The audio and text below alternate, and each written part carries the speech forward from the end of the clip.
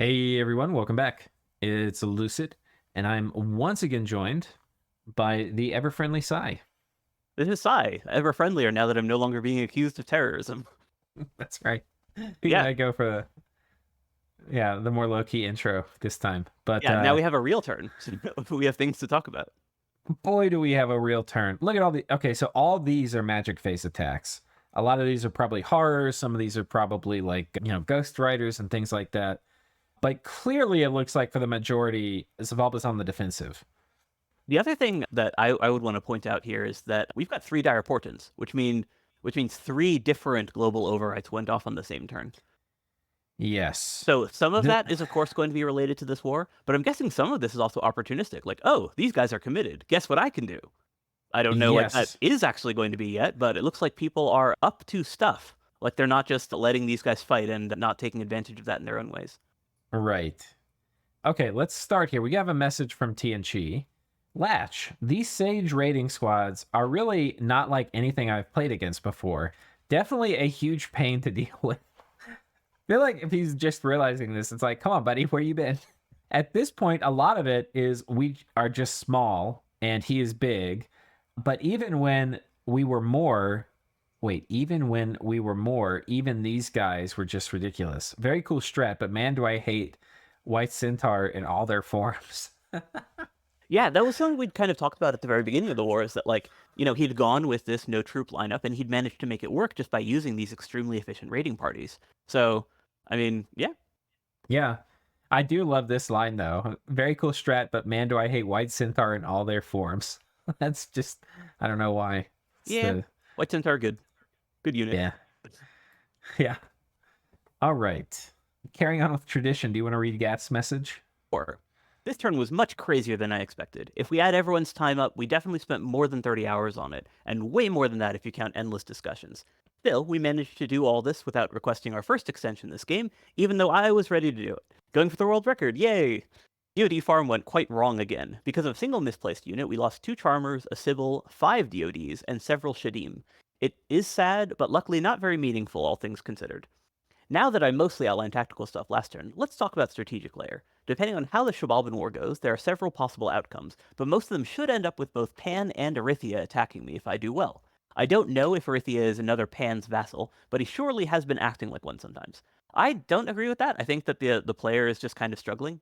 But anyways, now that Yeah, I don't think he's a vassal either. yeah. Ideally, I would like to cripple Xibalba before facing the other two, but not do it too obviously or too quickly. That is the dream scenario, but for this reason, I don't want to go for Xibalban thrones too fast, so that the other two are not alarmed. Of course, all that may just be meaningless if I don't manage to win fights against Xibalba, but honestly, I have no idea how he can win with what he has been showing, unless he is very lucky. Well, famous last words. Another option is that Pan doesn't want to fight me at all and wants to go for the thrones instead. That is the best option for me, and by now you should know why. Yeah, those DoDs are Yeah. actually the best throne defenders, so Yeah. especially against the sort of stuff that you can bring with magic base, because those tend to be mage heavy and troop light.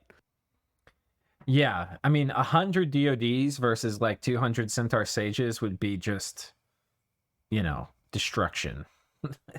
I mean, he might lose like 20 or 30 DODs, I think, but But yeah, he would absolutely Pan crush it. really needs like a thick outer layer of troops, and the Centaur Sages could kill the DODs, but not without a lot of stuff that we just don't see Pan having yet. Yeah, and to kind of comment on his thing about like how the stuff that Xibalba has been showing isn't going to win, I actually completely agree with that as well. In that, like, Xibalba actually does need to do new stuff in order to actually beat Pan, or sorry, in order to actually beat Gath. And it's kind of something that we've talked about a little bit as well. In that this is something that Xibalba can do, right? Like when the game first started, we talked about how LA Xibalba is kind of like the nation with a million tricks up its sleeve. But you need to actually have those tricks and pull them out. And so far, Shabalba's, because they've been using this full-on reliance of these just buffed buffed Aussies. Ocelotls. Yeah, because they haven't been using the set of tricks, we can't really expect that from them at this point. Yeah, and a lot of the other go-to things that Zabalba does really well in the late game, like morale plays, those just aren't going to work against Gath very well. Right, because they're Um, using a bunch of 30 morale units as like a right. baseline. So I don't know what Zabalba is going to do, but I think that's the McDonald's stuff that he's been showing is not going to work. Right. So I'm hopeful that we'll at least be able to see some more variety out of Shabalba, that we'll see, some new stuff. But Gath is completely right that he needs that new stuff, and if he doesn't have it, he's just going to lose. Yeah.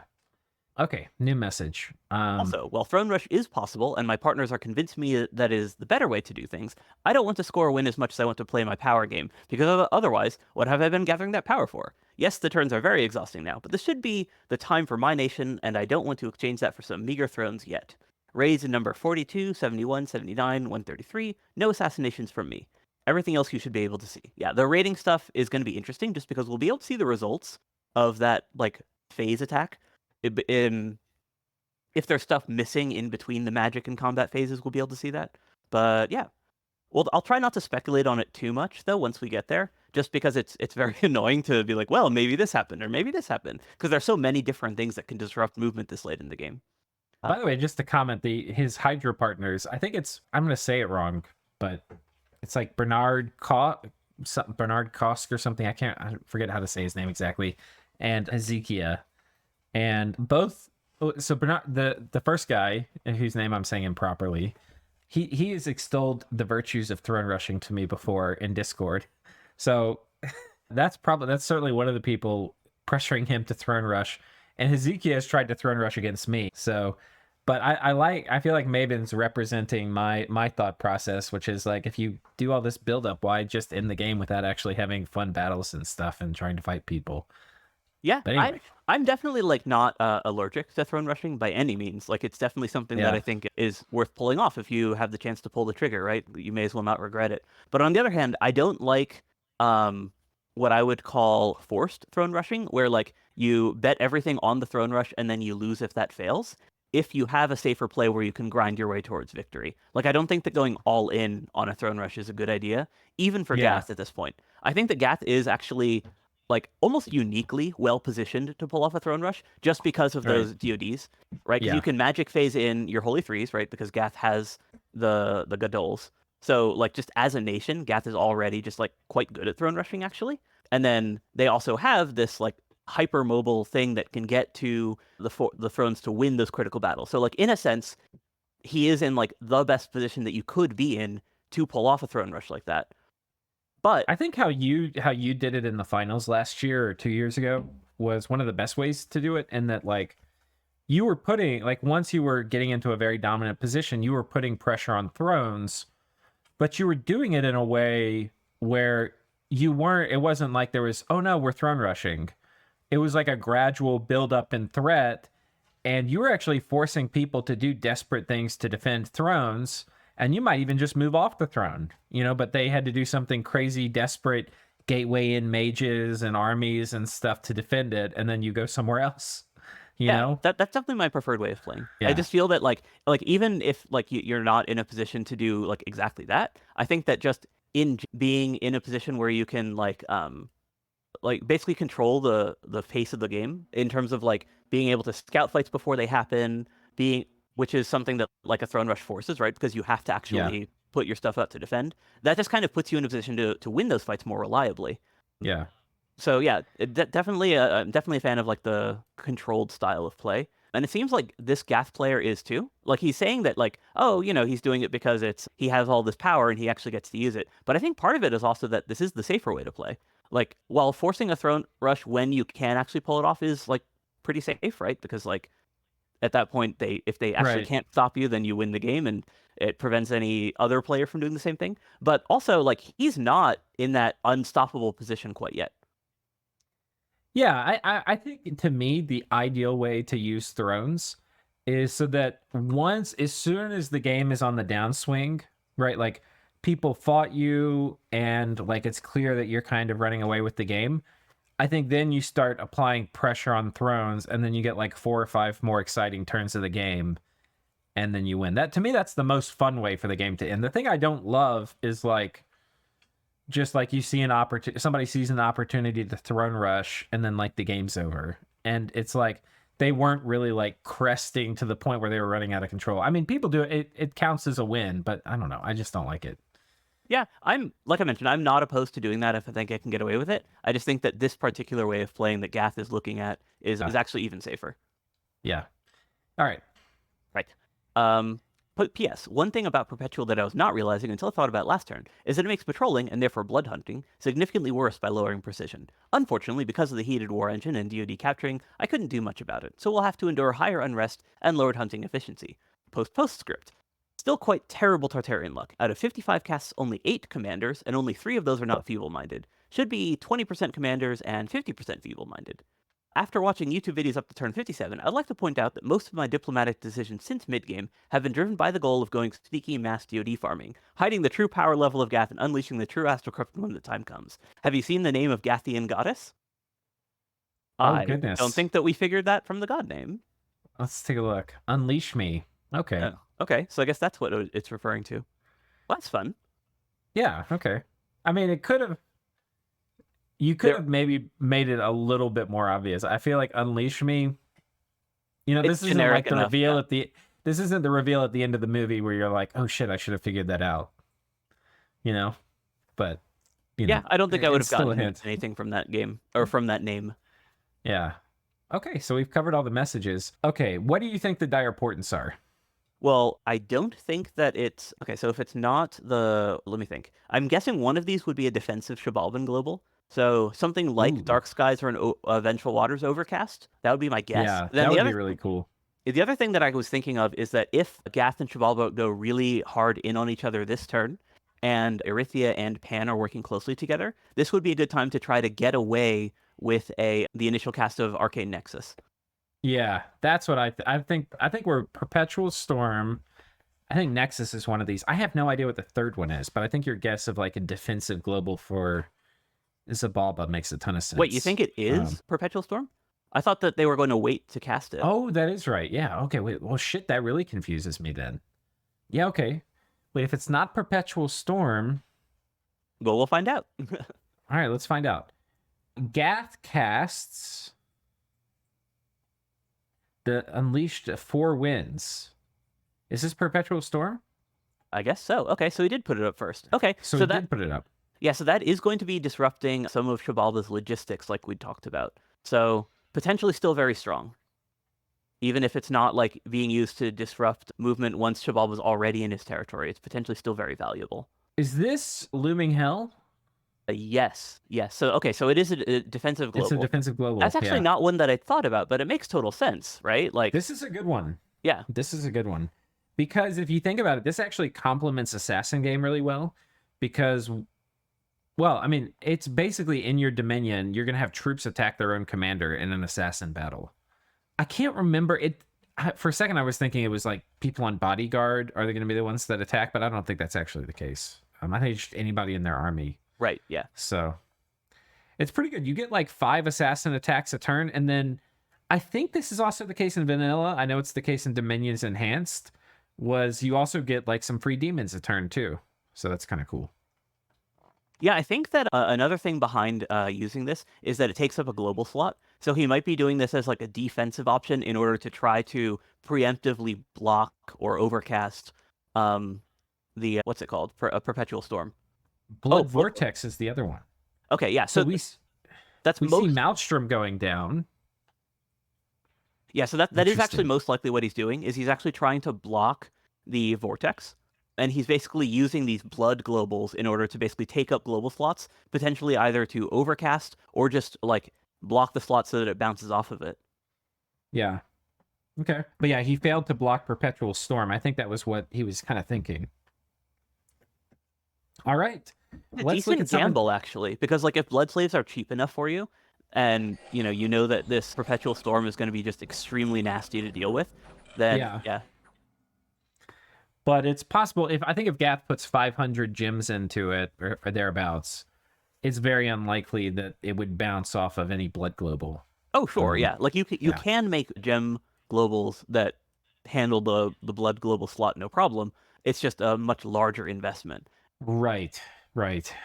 Okay, so this was a little raid here, didn't really do much. We see small lesser horror attacks here against Zabalba. They seem to have worked. Gath coming in with a magic phase attack. So this is the Horror Harmonica Golem lumber construct with Boots of the Plains. This one's actually risky because you can get lost in the void from this. I've built this item precisely one time in a multiplayer game, and the first time I cast teleport, I got lost in the void. So I've That's never always how built it it goes. again. Yeah. I've literally never built it again. Oh god, so this is a Zabalban Doomstack. I wonder if there's a follow-up army and this is a gym bait. Well, this is also like the thing with the Harmonica Golem is that you can just randomly kill a wizard because a horror lands on it. And since Perpetual Storm is up, the flyers aren't like instantly jumping the golem to send it home. So he's just causing Yes. random attrition, potentially among the Shabalban wizards, which means that you can, if you get lucky, just randomly take out some critical spell that's no longer going to be available in the actual battle. So it's not Dude, just there's a lot of horrors. This is not a small amount. Now, one thing I need to mention is why he put this in one of the YouTube comments, why he used the lumber construct instead of the golem, because obviously he could afford a golem, is that the golem off script will cast astral spells, the lumber construct off script will cast sinless or call horror. So there's a tremendous number of horrors here. I think he must have gotten 8 or something, which normally you get like 4. So this is crazy effective. Yeah, that actually makes sense. Like, you don't often see a lumber construct doing...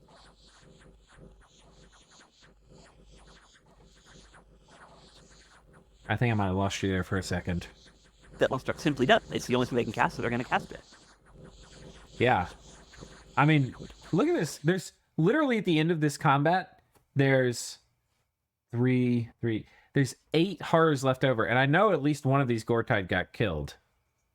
That is so many. Oh no, there's more over here too. There's 2 more here. This guy cast. He cast 8, 10. There's 10 horrors at the end of combat. What the fuck? I've never seen this many big horrors at the end of a combat, I don't think. Maybe from like a... No, I have, but it was from like a Hell Power Bomb. Cooler Hell Power Bomb. Yeah. This is nuts. This is so strong. Yeah, this is way better than what you generally get from a golem, just because, as you pointed out, eventually the stuff's going away. Or the summoning is going away. The chaff they summoned here was really effective too. And then these guys are getting hung up on these horrors, and it really takes them a long time. I mean, this guy got... Oh my god. 1, 2, 3, 4, 5, 6, 7, 8, 9, 10, 11, 12, 13. Holy shit. And then for whatever reason, he's got enough protection. He's not getting instantly sent home here. He got 1 attack off even after... Oh my god, he got 14 casts off. How is it so hard for these guys to hurt him? What the fuck? Are they not blessed? Oh, that'll do it. Yeah, they didn't get blessed. They didn't get blessed. Yeah. Damn. Nor Bloodlust cast on them. Wow. That is devastating. He lost... So this was not a proper army. This was a blood hunting province. But it was a blood hunting province that was pretty fucking well protected. It had whites, it had Aussies, it had beast bats, it had corpse constructs, it had 13 mages. I'm thinking that part of what was going on there was also that, like, he had stuff that was there either because it was moving into that province or, like, trying to join an army elsewhere. So it had just been, like, sitting there logistically, which means that he was kind of catching a bunch of these Ocelotls and potentially whites out before they could join the real army that they're supposed to be part of. I think this is a good example of why I think Gath deserves to win this game, because we've seen a few times now they have done things that other players have maybe sort of figured out, but they've done them better. So like Harmonica Golems is a thing. If you're watching this channel and you've made it this far into the finals, you know about them, right? But they're doing this better than I've thought about doing stuff with this. I've never used the lumber construct. The thing I actually think was cool, and I tried to do it for this very same reason, was the poison golem? Where's this damn thing? Wait, is it not in construction? Yeah, it should be construction 9. It's an earth. Oh, that might be one of the ones that got removed from omniscience. Oh, okay. So yeah, but there's a poison golem. It basically has a Banefire aura. It has I think it has some built-in protection too. It's a sick chassis. It has It has Reaper. Banefire shield is the important thing. Right.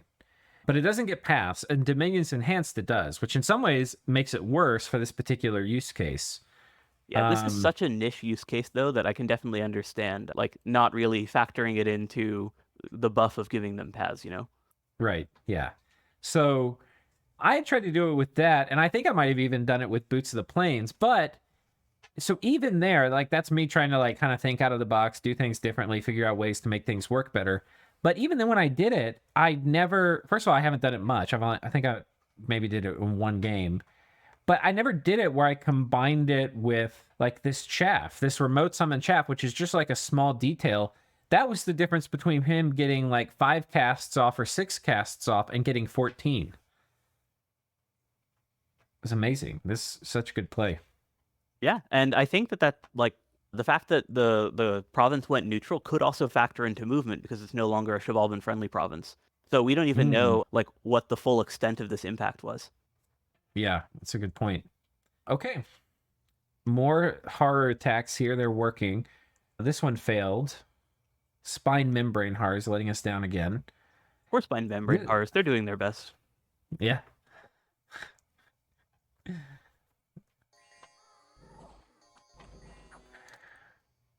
Oh, cast life for a life. I wonder if that targets the commander. It does. Okay. Oh, there you go. So that's a great counter for Ghost Riders. Is you just one life to life cast, and this guy gets deleted, and these guys dissolve. Yeah, this is something that Arco had actually pointed out before, that like Blood Nations should be fairly well protected against this compared to, you know, pretty much everyone else, because they have this unique option to be able to instantly delete the only person with the brain on the field. Yeah. You could probably do a Rouse Hunger, which gives other non-lifeless dudes to target. I don't know if that would work, but that's true. Yeah. It might still aggro for the high HP dude. Okay, I think that was what? That was this one, and then more Soul Torn attacking. Here we have Gath doing Ghost Riders, killing a gnome. Which is actually important because Chivalpa really likes those like random Earth mages. Because while they do have decent Earth magic on their own, it's nice to get Earth 2 base, which I don't think they can get outside of their capital normally. Yeah, let's see if Zabalba had this guy as like an actual counter raider, maybe doing Summon Earth Elemental or something. Oh, let's see. He is... Oh, it's just a dude. Oh, never mind. Okay, it's a unit. It's an event unit. Okay. Never mind. Yeah. No, I thought that it was something cooler. Yeah, I mean, this could have actually been cool if that guy went in, because, you know, they have the slap ability, and he could have, like, shrank a Gadol or something. That would be funny. Okay. So that was the end of the magic phase attacks. Now, if we go to the normal phase attacks... So this is a very low commitment, light raid by Zabalba. These are the kind of things we were expecting to see maybe hit every province. Now, there might have been a lot more of them we're not going to see because Perpetual Storm would have interrupted them. Gath doing Call Horror here. Holy shit. It's interesting that he's using that as a defensive tool, and even more interesting that it actually worked. Because typically Call Horror, if you're like not backing it up with something, it just kind of like backfires just as much as it helps you. But it seems in this case, because Chibalba's side has like all of these slow-moving living units, that they're able to just kind of take the brunt of the horror's attention. So he never like had any backfire issues come his way. So he basically planned for this. I'm sure he returninged out the mages. So this was like a classic Call Horror thing. Oh, he also had somebody cast Horror Mark to help attract the horror aggro. Is this guy doing Call Horror, and then I expect a returning here in a second. There we go, yeah. So this was like a fully sacrificial, like he, you know, if this province got attacked, he knew the PD would die, all this stuff. But, okay, yeah, and so that's another one where it went neutral. Okay. Right, yeah. But the thing is, if you know it goes neutral, because you're the one initiating it, you can plan to, well, I guess for normal phase attacks, you can't. I was going to be like, you could plan to take it back in the normal phase, but this is the normal phase, so you can't do that. Okay, so this is a ping, basically. Yeah, I think he brought enough stuff that he was hoping that this would trigger jump spending. because there's a fair amount of HP there. Dear God. I mean, this is the other thing. You know, he's got these cubes. These are going to be tough to deal with. I mean, these cubes with the shed behind them are going to be horrible to deal with. Yeah. Shadim are just nasty in general. This really is not what Aussies want to fight. Aussies with no shock resistance running into a bunch of cubes with a huge pile of Gifts of Heaven, etc. mages behind them with shed. The Zealots they can probably eat up, but these are the 4-star Zealots. These are the Zealots with 17 defense. Yeah. Weapons of sharpness on them. That's a spooky army.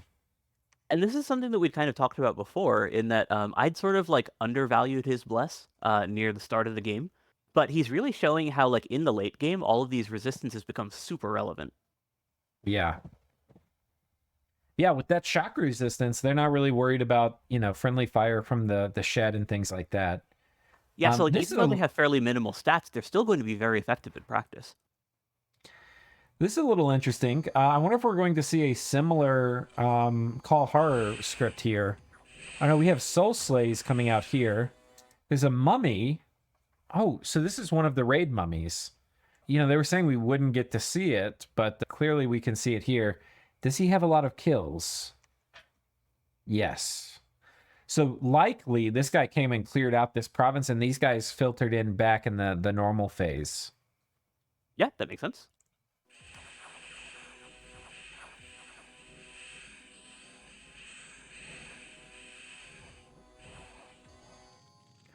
Okay, so Zabobble has 2 mages and 30 beast bats. Yeah, that's another super light rating force. In a sense, like outside of losing the mages there, he would probably be comfortable trading those for the Kohanim in most cases. It's just, you know, ideally your little raids here work, but even if they didn't, it's not like the end of the world. Like this is not something that he minds losing so much. Right. The trade troop-wise is fine. I think what this actually was this mummy coming in the raid phase, clearing the province where there was actually a ton of attrition Zabalba suffered. And these guys that were moving in were actually to protect the mummy. So the mummies have actually a pretty big investment in terms of like what you actually are gearing it out with. So you don't want to lose all those gems. So I think the way Gath is looking, while this is a fine trade, you know, it's kind of like an even trade. The way Gath is looking at this was the cost that he needed to pay to guarantee protecting the mummy after the mummy killed this stuff in the raid phase. Yeah.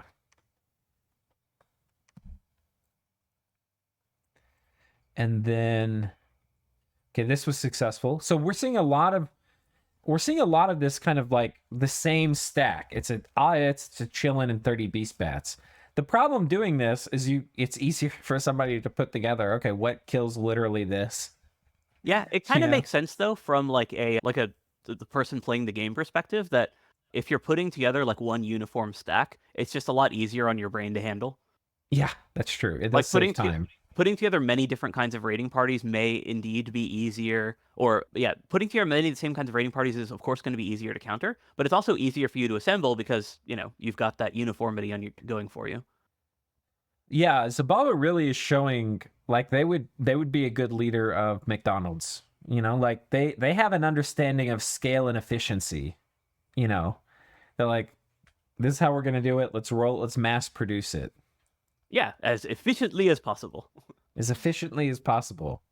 And, I mean, this is a pretty good, efficient setup. You know, it's 30 beast bats you care nothing about, and a couple really budget mages that are going to make them work a lot better. This guy's basically there to bless, and this guy, I don't know, what is it? Let's see what he scripts these it's for. I'm kind of curious. It looks like summon imps, maybe, or bloodlust. Okay, yeah, that's a super basic, effective script here. And it works a lot better when they're not under perpetual storm. Yes. But even still, you know, these guys are way better with the bless, and 19 defense isn't that bad. What's the bless here again? Poison resistance 10, fire 10, cold 5. Yeah, 6 defense, a bit of strength, but then also the bloodlust strength. Yeah, these are pretty solid troops. It's enough to beat most regular units for sure. Yeah, forget where that was. This one, I think. Scout gets pinged out. Pangea. This is the sickle farm going again. I don't think he moved it this time. I think it's the same province. Yep, looks like they're doing that again. And that kind of makes sense in that they're not really worried about Xibalba disrupting it this turn. I think it also makes sense for Pan to consider switching who he's partnering with for Life After Death, like maybe switching to Arithia. Very true. I mean, 'cause it looks like Arithia, like long term, is going to be his more basically that's going to be his partner for the next war. So it's probably not worth continuing to give Gath these resources if he might actually need to fight him next. Yeah, we saw Nexus didn't go up, did it? No. That was sort of like what we had been kind of like guessing might happen, just based on Right. like it being an opportune time to get away with it. But yeah, it seems like all those globals are in fact related to this particular war. Right. Okay, a Harpy gets patrolled out, a Lich Ray. So Gath, this could be kind of interesting. 3 Ayats versus 1 Lich. Lich with no gear, so is vulnerable to Mind Hunt and such things. But he has Skeletal Vortex, and I hear the Imp sound. Wait, what did I hear? What is... Oh, the Imps are walking. I was like, why aren't the Imps flying? Because it's Perpetual Storm. Yep. Oh, man. And the Imps have kind of bad morale. So... we saw a couple running off the field. Wow. So yeah, apparently 1 Lich is better than 3 Ayats with Blood Slaves on them. Which kind of makes sense, because, like, again, typically when you're relying on imps to do anything, it's because of their flying, right? Like, you have them surrounding stuff, you have them filling squares in your armies anytime that there's, like, a gap forming up, but that's totally reliant on them being able to actually, like, land in that gap. So in situations like this, not nearly as useful. Yep.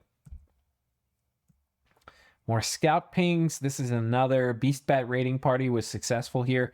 I mean, a fair number of these...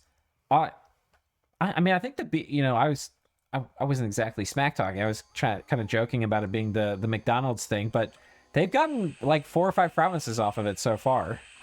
And yeah, some of them have died, but I don't think Xibalba cares. Yeah, that's sort of the appeal of using these super cheap forces, is that you can just throw them everywhere, and then you can just like be happy whenever they work, but you don't need them to. Yeah, and in this case, the mages died. I retreated because the beast bats died and HP ratted them. That's the other nice thing. Okay.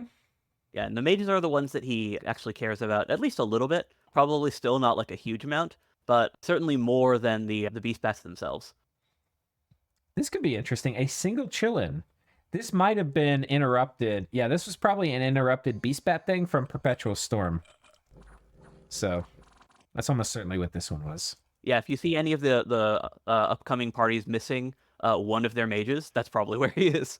Yeah. Okay, Gath raiding with a Lich.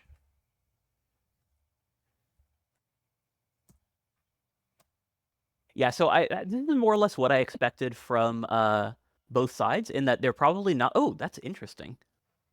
Yeah, so this is one of those stacks that he has been so rightfully complaining about, because these guys are very nasty.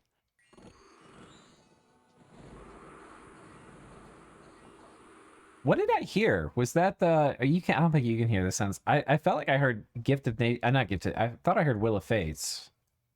Oh, I probably heard something else. I heard the aw thing, but yeah. Yeah, what is that spell?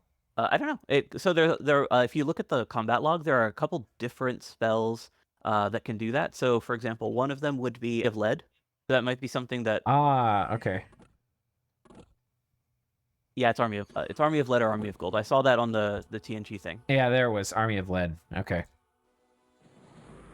So Army of Lead not going to help versus Air Elementals and Thunderstrike.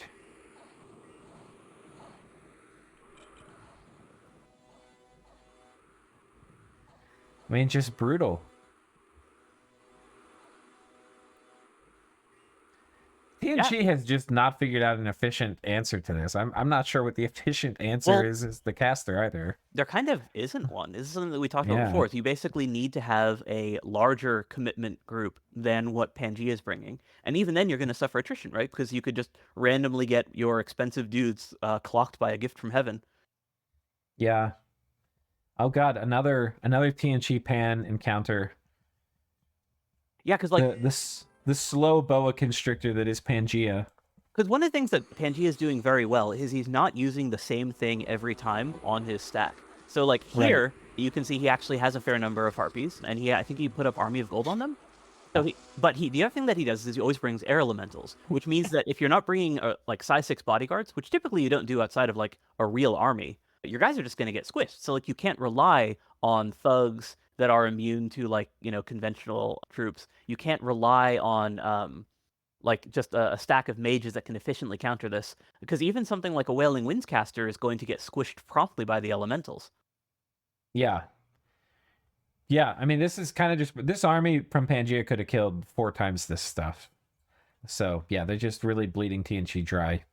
Okay, Zabalba with another of the Beast Bat stacks. This case, they are defeated just by PD. This might be interesting to watch. I'm guessing that this is just them getting unlucky and getting their mages sniped. Oh, no, it's just that the Beast Bats, because they're walking, they don't get to the commanders, and they don't have sufficient buffs on them in order to actually win a fair fight. You know what I think it is? I think they were getting repelled a ton. Yep. Tracks, yeah. Repelled. Well, no, they're getting some kills. There's not a ton of repelled. They're getting repelled about a third of the time. That's still pretty significant. Yeah. Like losing a quarter of your damage. Yeah. The other thing is that they don't even kill every time because they're fighting troops that have like actual armor. Right. Yeah. So, yeah, that didn't work. But I mean, that was a fair amount of PD. I think was this 40? Yeah, I think this was almost 40 PD. Yeah, but these PD dumps can actually be very efficient just in terms of like how much you save by doing this. Yeah. Like, yes, it is okay, a PD dump, but it's, totally reasonable. It's totally reasonable expense. We have another failed. This is likely interrupted by Perpetual Storm, but in this case, it probably works out in Zabalba's favor, since the other mage with the Beast Bats that would have shown up almost certainly would have died. So another one interrupted by Perpetual Storm. That's a thug. That's really interesting, actually. The Crystal Sorceress plus Werewolf. Oh, yeah. Let's take a look. Because werewolf thugs are one of those things that like you see a lot when you're like first getting started, because, oh, look at this efficient unit. And then as people get like more into the game, you're like, oh, we need to stack stuff on it. And then it circles back around. Fuck? Oh. Character? Armum Soul Trap? Okay, so he's just summoning the guys. So he's not thugging it. Okay. Not only just summoning them, I've never seen these items used this way either, which is just have them retreat. Well, they're already on the field, right? That's right. Yeah, just leave the mages there. We'll retreat. Very safe. This also is something that's very risky to do against flyers. But with Perpetual Storm up, you don't have to worry about them getting killed in the retreat as much. Yeah, very safe play. Gath just doing all sorts of weird shit. I love this. Yeah, but like when you think about it, it's not even that weird. It's just conservative, right? Yeah. Okay, so this is one of the real Doomstacks in action. And the question that we have to be asking is, like, how do you fight this? Because there's nothing that Xibalba has shown that can actually deal with this at all. Like, we're talking about, like, you need to bring, like, mass Nephil Flames as an example, which, LA Xibalba theoretically can do. You do have, like, water mages, and they are late enough in the game where this is, like, something that they can think about. But this is an army that, outside of the human mages, is very resilient to remote attacks, because all the units there and all the big important casters just have a pile of hit points.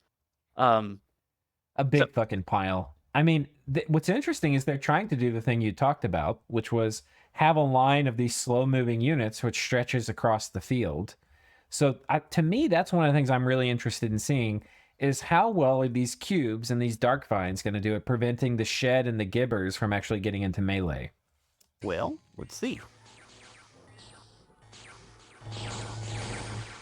Well, what's funny is when we were talking about the like across the field thing, we were saying that that's something that Xibalba can do, but here we see that Gath is the one doing it. Yeah. And his line is quite holy. We definitely see a lot of stuff leaking out. So Xibalba did manage to gem bait these guys, so that's some success. That's true. He both, like, gem burning is really valuable, not just in terms of, like, actually burning off the gems, but also just in that, like, now you actually see what exactly is here. So, like, if anything, I would actually consider that to be the more important thing that he got out of this. Yeah, is an accurate scouting report. So we can see that by turn 5, these guys are able to find holes in the formation and kind of come waddling through. The challenge with that, though, is that, like, imagine you have guys engaging them. Okay, you're going to maybe surround and pick them off, but you're getting peppered by these shed. You know, Yeah. it's The other thing is that all of those cubes and dark vines, they're intended to be a very efficient front line, but they still are just that, a front line. Most of the damage coming out of Gath's army is coming from the ranged attacks from the sheds, and also their actual mages. Like, they're relying on artillery to a huge extent in this army. I don't think there's any way Zabalba can fight this with troops. Like the troop versus troop matchup, they're just going to get crushed. Yeah, I I was thinking mass Niflflames just because you have a big blob of valuable dudes that you can shoot into immediately. But even then, like a lot of that's going to get baited by exactly those dark vines. So you're kind of reliant on the targeting AI to actually shoot the things that you want them to hit, which is always a risky position to be in. I don't. I mean, look at this stuff. It all has 20 MR too. I think a lot of the ways to kind of fight this. Let's look at the resistances: 15 shock, 5 fire, 5 cold, 10 poison. On the sacreds, it's 10, 15, 15. Jesus Christ. I mean, there's a small chance you could do demonic cleansing, wrathful skies, and do some damage. But with no, not really. With mass regen and will of fates, that's not going to kill him.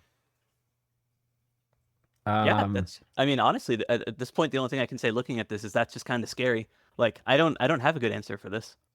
The only thing Yeah. I think that just the mass Evo, but even then you're kind of sacrificing a lot of very expensive mages in order to even deal with it, or to even try to deal with it, I should say.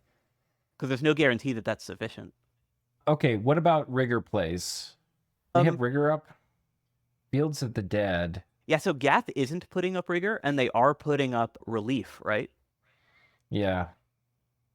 But demonic cleansing rigor is one of the classic demon counters. So Right, but that's a counter to the demons themselves. There's a bunch of human mages there, and cubes and dark vines. yeah, that's true. So, like, the goal of using a rigor play against this, I think, would just be to do a double wipe, like what I think it was. Yeah, that wouldn't happen unless there's 2 rigor casts. Right. Who is it that had done that? Was that Pythium or Pangea? I think it was Pangea that did that against Tianchi. I want to say Fulik did it, which I think was Zabalba. But maybe it was somebody else. But yeah, I mean, that relies on casting rigor, which they're not doing with this army. So yeah. because like their army isn't going to completely fall asleep, and even if you can put the sheds and Seer to sleep, like you don't really have anything that can deal with the rest of this either, without being because like your guys aren't immune to rigor either. Yeah, I'm really struggling. I think there's too many troops because I was thinking maybe you can do like mass elemental summons, but I don't think that would work either. I think there's yeah. Yeah, I think elemental magic is like the right place to look, right? Like, your what you call them, like Niflflames, fire. Is it flames from afar? Or no, that's the flamestorm. Flamestorm.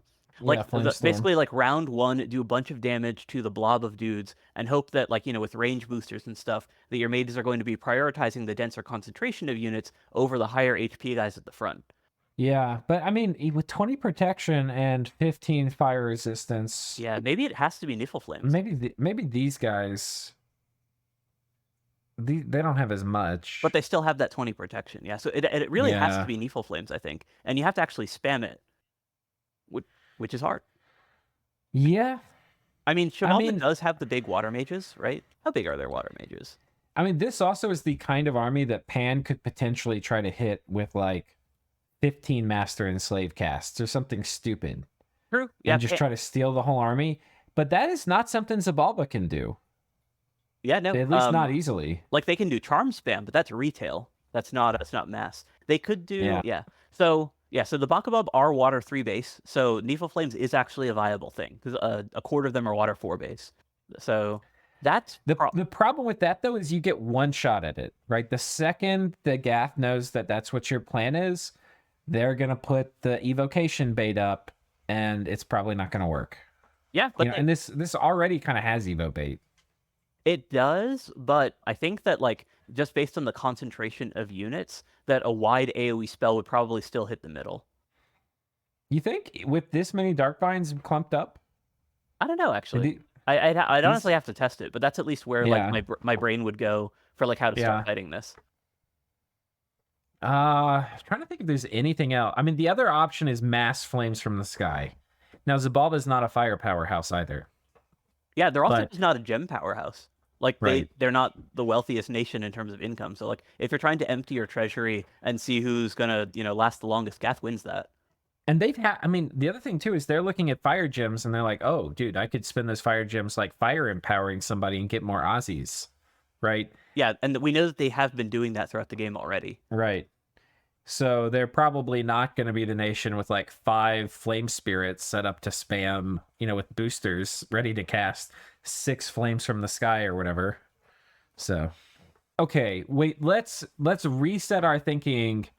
What if you were to have, let's go back like 15 turns for Zabalba, Okay. and you could prepare through summoning and things, just like completely retool your army. What summons would you make? I'd aim for horror traps of some kind and mass assassination. Like Yeah, I I'll would try stick to with your not fight this head commanders. on, which is why like when I was looking at the like Niflflame stuff, Perpetual Storm almost works to your advantage in that case. Like you just bring some Evo bait, and then your guys are going to survive the 3 rounds that they take to fire their stuff off, and then they bounce. This is not that many commanders. This is only like 45, 50 commanders. So if you have 30 assassins, that's enough to basically almost quagmire this. They're going to lose to some of the elites here, but you can kill off a lot of the mages potentially. Yeah, and potentially even get off or break them from being able to cast some critical battlefield spells. Yeah. Yeah, maybe that's the way to do it. I was thinking like what if, cuz Zabalba also can do Darkvine spam and they can also do Storm Demons. So I was thinking like what if they retooled their army to be Storm Demons and Darkvines? That would be more resistant to it, but I don't see how that actually kills what Gath is bringing. That's my problem with it basically. Like it's good, don't get me wrong, Whoa. but like Well, okay, you what still about need this? a win condition on your side.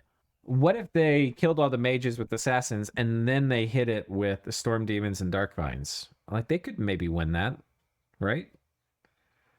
Um, Um I think that like you still need a way to kill all of the like Shadim and Seer on the other side. And that's hard. Like I get the way that you win that basically is by having demonic cleansing on your side and kill the important mages on the other side. So you're fighting mage support versus non-mage support, right? But that's relying Yeah, on that's a good point. If you find a way to get rid of the thing is like demonic. Wait, no, but demonic cleansing is the whole battlefield, right? So it's unlikely the Queen of Seas was holding up demonic cleansing. Did that happen?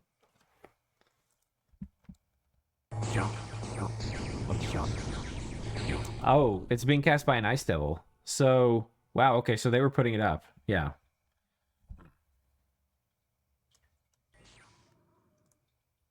yeah, like it looks like they're just kind of ready. Yeah. Dear God, that's a scary.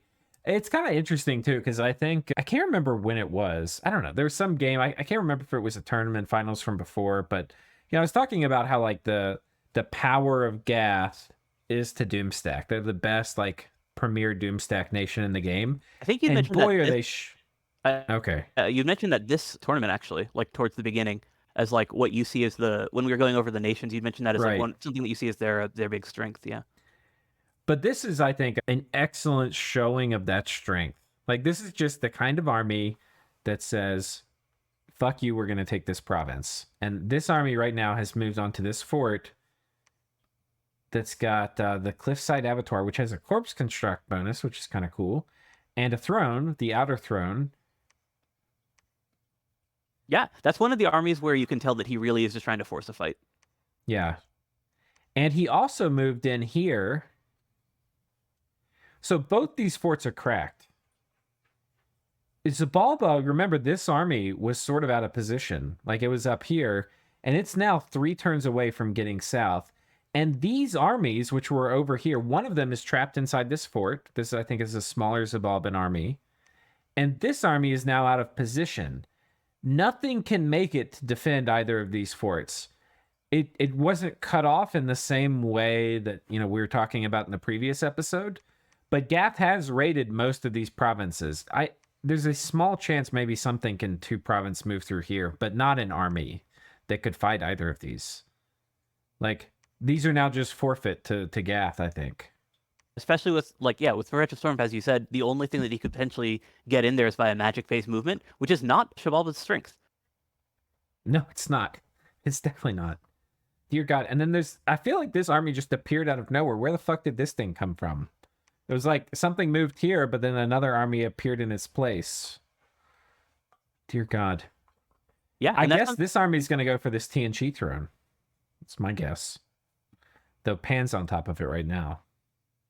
Yeah, I mean, it's probably not going for a TNG throne because that would kind of spook the other players. And Gath made it pretty clear that, that's sort of one of the big things that he's thinking about is he wants to be able to, actually just straight up fight and win these wars rather than, go for the throne rush right away. Right, so maybe he goes for this fort, and that way he's adjacent to it, but not on it. But, he could also be looking at, Magic Phase forting this, and that's going to give him access to this throne later. This is a great province to Magic Phase fort.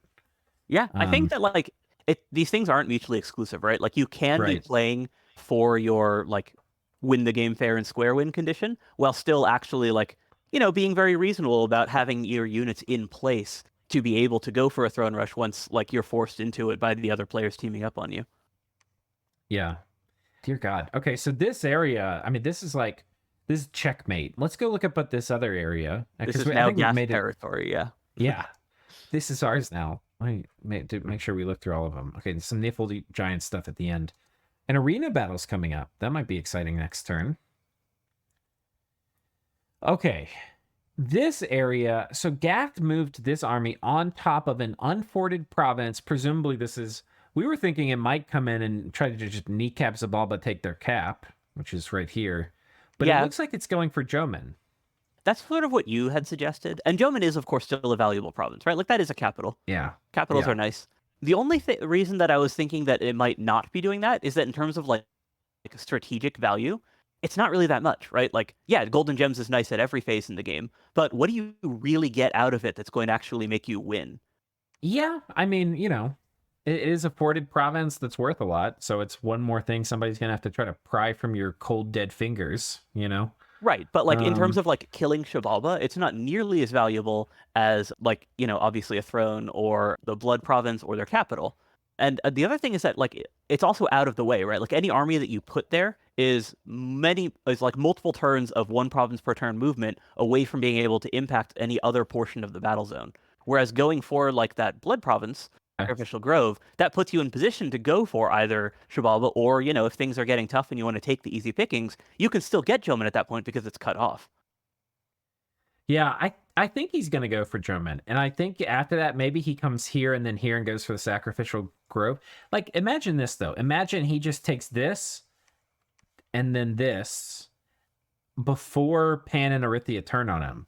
That's going to be a major gain, especially if he's taken all this stuff down here. Zabalba's, especially if Zabalba loses a couple fights in addition to that. If he loses all this infrastructure before Pan and Arithia join, that's going to be a major win. The other option, of course, is that he could take this army and pilot it south into this fort, and then take that, and that's going to help secure his ownership of this throne, which got raided a little bit, but also, I don't know. Yeah, I actually do think that it makes sense to basically make sure that by the time the war breaks out that he has just an insurmountable advantage such that he can just very decisively win even the 1v2 or 1v3. But also that what you should be playing for now in your war against Shabalba is the stuff that gives you advantage in that war. At least that's my read on the situation. Yeah. And this is the best, like you said, this is probably the best province to go after. But right, and then you own it, which is also nice. So if you need to, slam a couple Blood 9 summons in order to re-up your armies real quick, you have a convenient place to do that too. Yeah. The other thing interesting is Zabalba hasn't scouted this army. This got taken by a horror, so this army he doesn't know the script of. And this mountain range is impenetrable. So if Zabalba is going to try to defend Jomen, if this is indeed where the Gath army goes, they have literally one province they can move to that is here. And Gath could do some horrible trap knowing that, right? To either gym bait them or, maybe he sends the lumber construct here to do some horrible, evil thing while this army, moves on top of this. And then, because just Wailing Winds, if it routs a bunch of the mages, those mages won't be able to come and join in the fight potentially here in Jomen. So then that could give him another free fort. Yeah, and the other thing is that that's also not the only Doomstack that Gath has in play. So one of the, I guess, disadvantages of parking it in Jomen that way, though, is that that kind of means that you know exactly where that army is, and that it's not going to be influencing fights if you're trying to go for some of the other stacks that Gath is moving around your territory.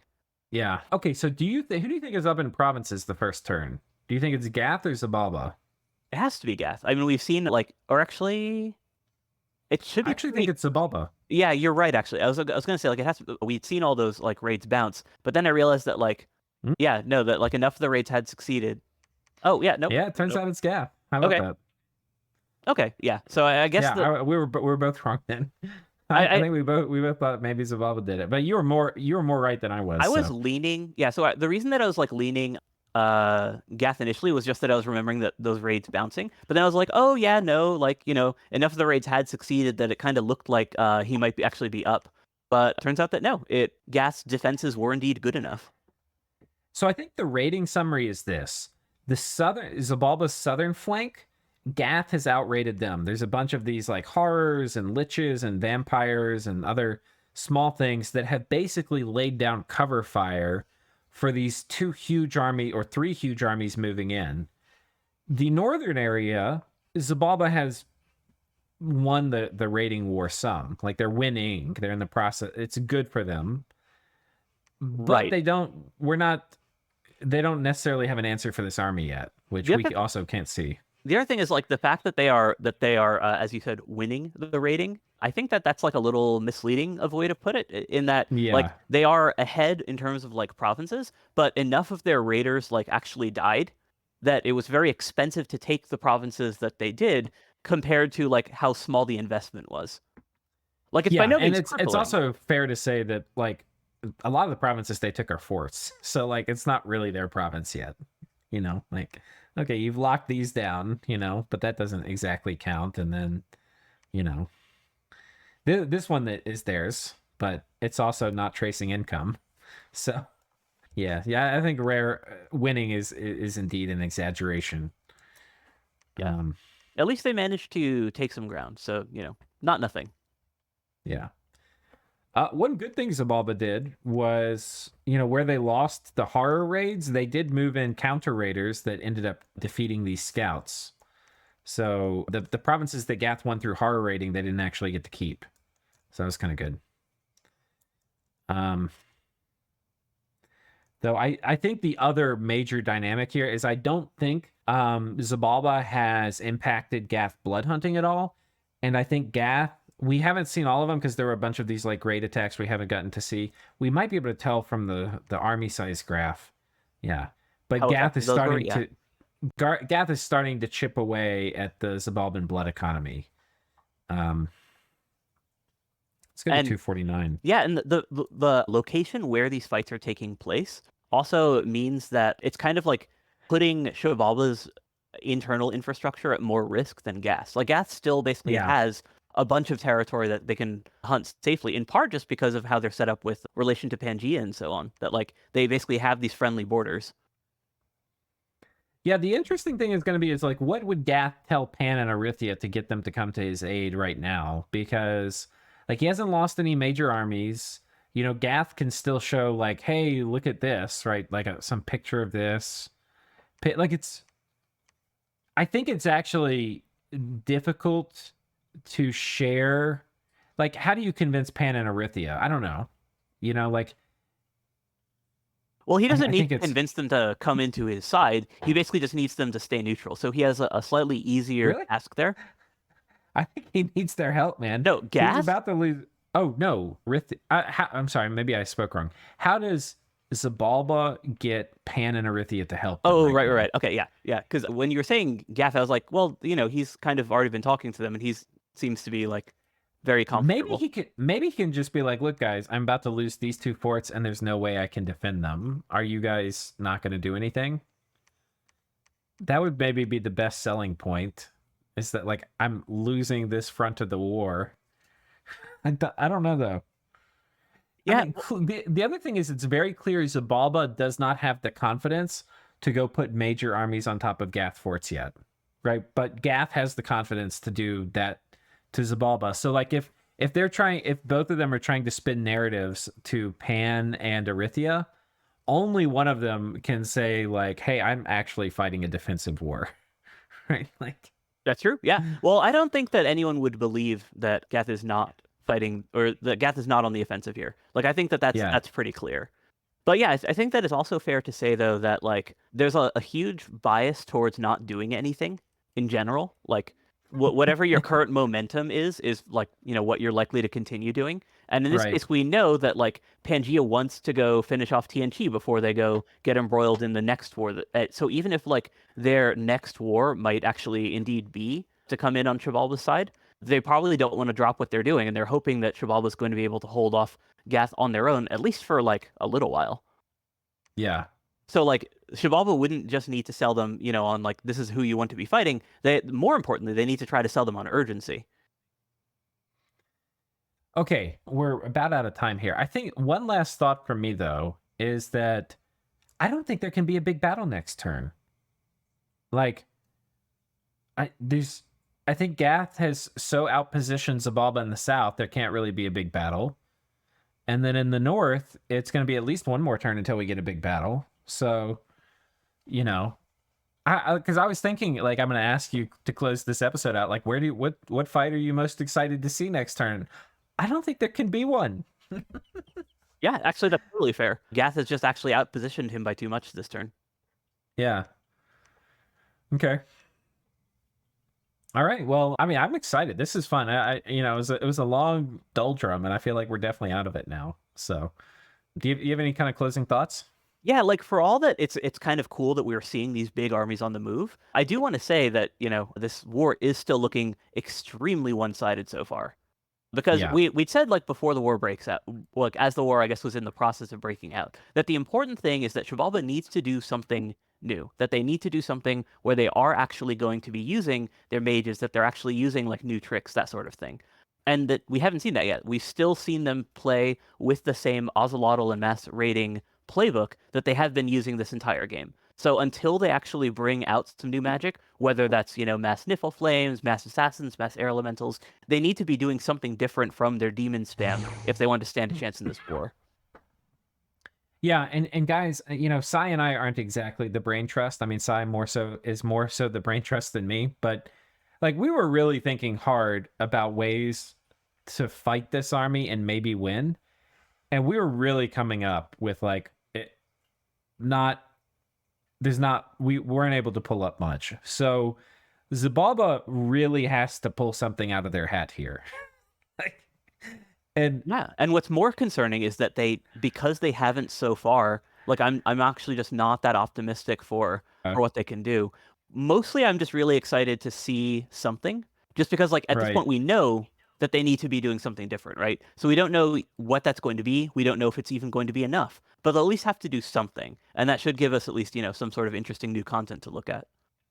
Yeah, and like there've been times before where we're like, oh no, like what will somebody do or whatever, and we don't know what they're going to do. Like we really sat here and thought about this and like what could they do, and we really are scratching our heads. Yeah, I So still think that the mass assassination and Niffle Flame yeah, combo I think that's those the are the two best. things. Yeah. Yeah, but and they can't really mass do nipple flames. It's cap only mages, right? Like Yeah, or but I mean, underwater, they get some. I forget. they do get some other like mages, but the cap guys are Yeah, the big water mages. but they have to boot. What's the paths to do it? 5. So it Yeah, has to be a water random or 2 boosters. Is that well, you right? could I think you can overcast it with a water 4 with 3 gems. Okay, so they could all do it with the bracelet and gems. Right. Okay. So Though you'd probably also, for the range booster, want to have the lens on them too. yeah, and that also gives a temp gem, so it's even more Yeah. efficient to be using those. So yeah, you definitely want to be using the bracelet anytime you're doing Niffle Flames.